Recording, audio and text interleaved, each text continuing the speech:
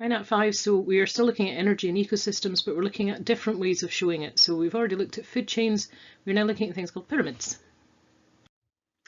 Okay, so the food chains, just to remind you, it gives you not very much information. It tells you who's there, and from this one we quite reasonably can say, okay, here's my producer, I know which one is my consumers, I know this one is a primary consumer, I just put C, and this is a secondary. Okay, I can tell the levels in the food chain. I'm like, well, there's level 1, level 2, level 3. So I know there's kind of 3 steps. There's nothing else there. There's nothing about exactly how much energy transfer. We know there is transfer, but we don't know exactly how much. We don't know how many of each thing we have. So we don't really have a lot about the kind of ecosystem of it. We don't know much about each population. What we know are these are the species involved. So if I want to give better information, we're going to have to use a different type of system to look at it. So what we're going to use are pyramids. Okay, now pyramid diagrams are useful because we can basically put a kind of scale on what's going on. So we always start with the producers at the bottom, and then you build up primary consumers, then secondary, then tertiary, going up. And you can change the size of the block depending on what type of pyramid it is. So this would be a very nice, neat pyramid. Quite often though, the pyramids are things like we start with our producers, and then we get a little dinky one here, and then a tiny one here, and then, you know, so it doesn't necessarily look like a absolutely perfect kind of triangle, but it's close enough, and that's why they're called pyramids. Right, so the pyramid of numbers is the first one that you need to know. There are only 2. So this one is pretty straightforward. What we're looking at is the number of each thing that you have. So if we go back and think about the original one that I gave you, algae, tadpoles, and pike. Right, so I'm expecting, obviously, in a lot of ways, if you just think about it, these are going to be the smallest things, and then these are a little bit bigger and these are a little bit bigger. That's normal. And I would also expect that I've got a lot more of this, a lot more of the algae than I do of tadpoles and of pike. So generally, as I go up the food chain, so as I'm going this way, okay, the number of animals is going to go down. And as I go up, the size of them is going to increase. So I'm going to end up with bigger and bigger things as I go, generally.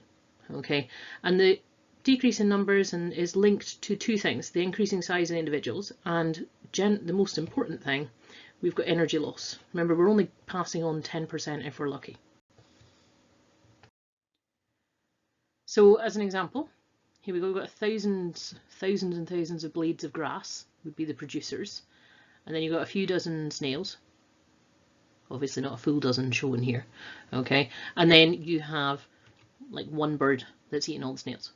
Okay, so that's our producers, primaries and secondaries, and we have quite a nice wee pyramid of numbers, although you can see it's a dodgy scale. Really should have had this 1,000, should be massive comparison to these.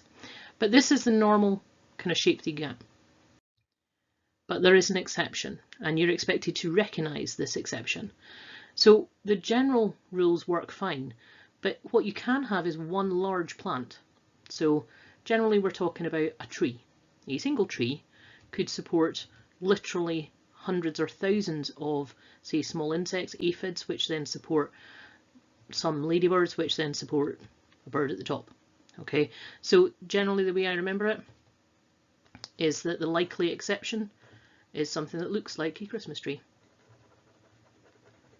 Feel free to make it sparkly if it makes you feel any better. Okay, right. So the second type of pyramid is the pyramid of energy. Pyramids of energy are trying to get rid of that problem of that one tree thing. Okay, so this shows the energy in each population of a food chain. So you measure energy in terms of joules or kilojoules. No exceptions, always works nicely because there's always a loss from one level to the next. So, and you know that could be as much as 90%, 10% being passed on, but it might not be perfect to those numbers, which allows you to have some questions potentially in the exam. So here's your example for pyramid of energy.